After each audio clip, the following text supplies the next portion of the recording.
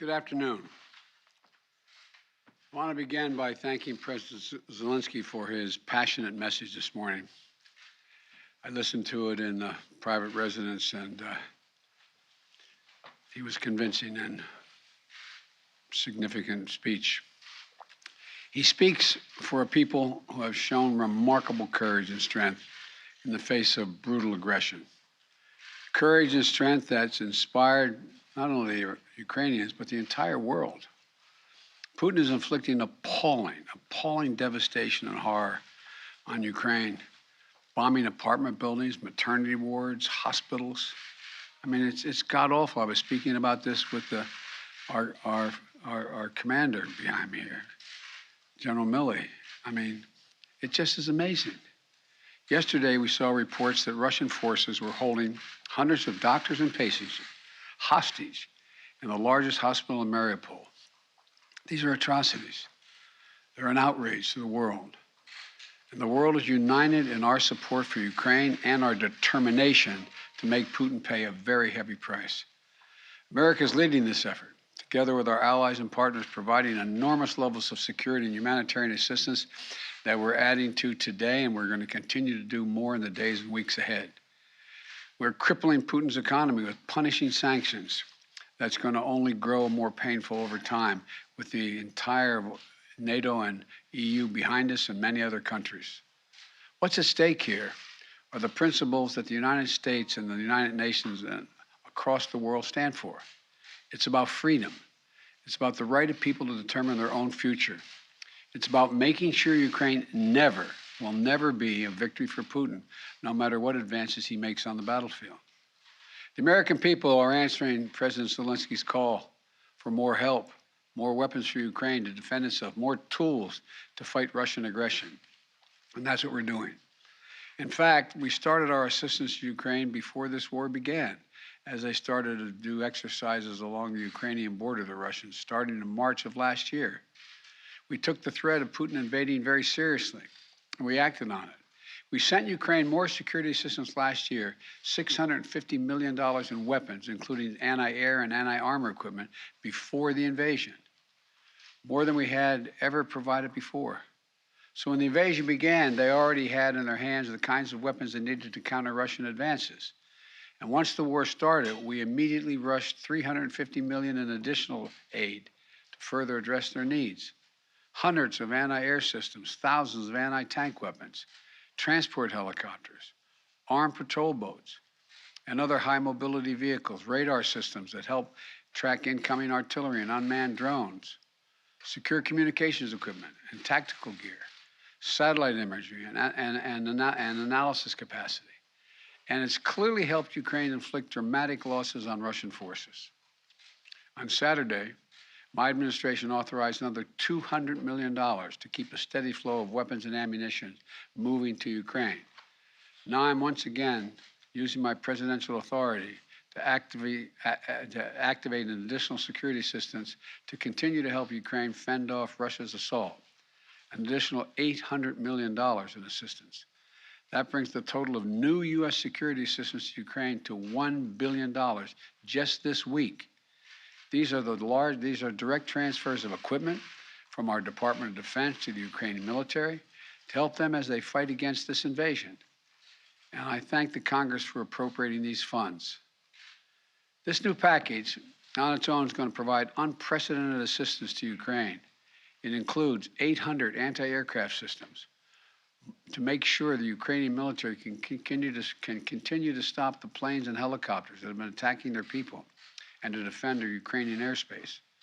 And at the request of President Zelensky, we have identified and are helping Ukraine acquire additional longer-range anti-aircraft systems and the munitions for those systems.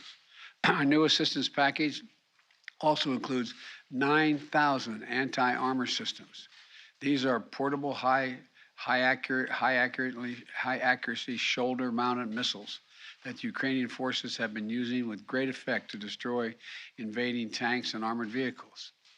It'll include 7,000 small arms, machine guns, shotguns, grenade launchers to equip the Ukrainians, including the brave women and men who are defending their cities as civilians, and they're on the countryside as well. and as well as the ammunition, artillery, and mortar rounds to go with small arms, 20 million rounds in total, 20 million rounds. And this will include drones, which demonstrates our commitment to sending our most cutting-edge systems to Ukraine for its defense. And we're not doing this alone. Our allies and partners have stepped up to provide significant shipments of security assistance and will continue to help facilitate these deliveries as well. The United States and our allies and partners are fully committed to surging weapons of assistance to the Ukrainians.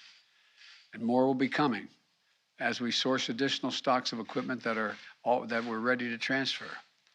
Now I want to be honest with you. This could be a long and difficult battle, but the American people will be steadfast in our support of the people of Ukraine in the face of Putin's immoral, unethical attacks on civilian populations. We are united in our abhorrence of Putin's depraved onslaught, and we're going to continue to have their backs as they fight for their freedom, their democracy, their very survival. And we're going to give Ukraine the arms to fight and defend themselves through all the difficult days ahead. We're going to continue to mobilize humanitarian relief to support people within Ukraine and those who have been forced to flee Ukraine. In just the past few weeks, we provided $300 million of humanitarian assistance to the people in Ukraine and in neighboring countries. Tens of thousands of tons of food, water, medicine, and other basic supplies to support the people in need. Our experts on the ground in Poland and Moldova and other neighboring countries are there to make real-time assessments of the rapidly evolving crisis to get urgently needed humanitarian supplies to the people in need when they need it. And we will support Ukraine's economy with direct financial assistance as well.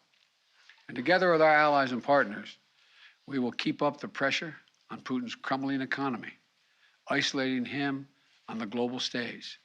That's our goal. Make Putin pay the price, weaken his position, while strengthening the hand of the Ukrainians on the battlefield and at the negotiating table.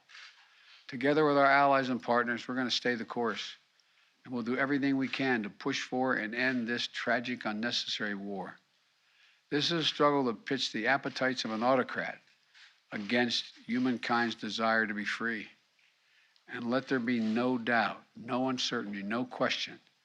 America stands with the forces of freedom. We always have and we always will. I want to thank you all and God bless you. And I'm going to walk over and sign this bill to allow the drawdown of those materials.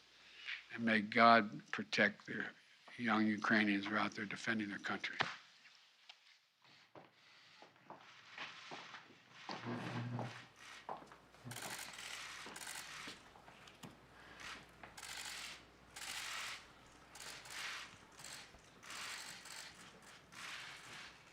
What I'm signing here is the delegation authority under Section 506A1 of the Foreign Assistance Act of 1961, translated into plain English, a total of $800 million in defense articles.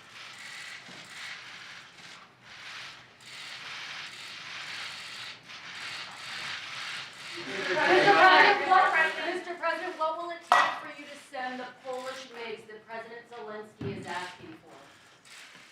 I'm not going to comment on that right now. I'm not going to comment on anything other than what I told you to say. Thank you. Well, Mr. President, He's a war criminal, sir. Mr. President, are you going to go to Poland? Mr. President, quickly, you did just say that Putin is going after maternity wards, hospitals. Are you ready to call him a war criminal?